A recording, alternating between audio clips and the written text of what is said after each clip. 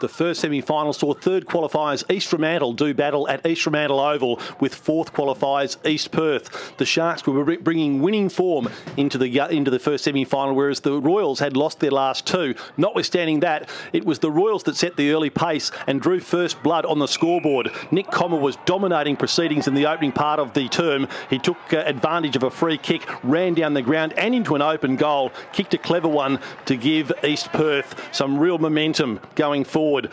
Sam Menengola kicking a prodigious one up forward for East Fremantle. Saw Sampi really miss with the punch, and Robbie Young, one of their stars, kicked one of his 3 goals for the day. And after East Perth got the early advantage with 2 quick goals on the scoreboard, East Fremantle steadied and always looked dangerous. Robbie Young up forward was a star, and some of his high marking was one of the real features of this first semi-final, and he was very excited with that goal, the second of his trio.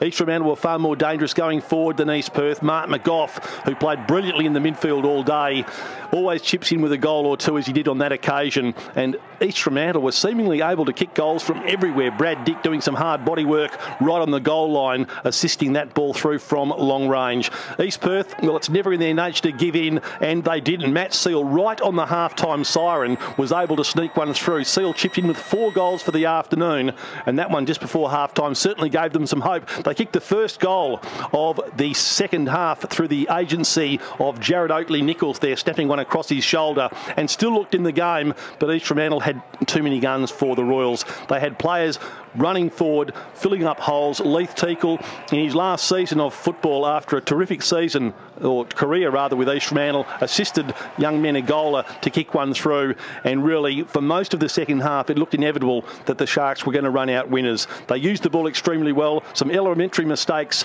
made by East Perth as they started to allow fatigue to set in, and Brad Dick, who was missing goals early, kicked 2 in the second half to become a dangerous player. The conditions were energy sapping, told against East Perth, and then Kobe Stevens started to find some of his best form toward the end of the game. It was a match that was controlled pretty much throughout by East Fremantle, leading by 15 points at quarter time, by 27 points at half time. The margin at least blew out to 39 points at three-quarter time, and in the end, it was the Sharks. A comfortable win, 16-15, 111 to East Perth, 11-8, 74 the margin, 37 points. Next week, it's preliminary final day, and we'll follow East Fremantle up to Bassendean Oval. They'll do battle against Swan Districts.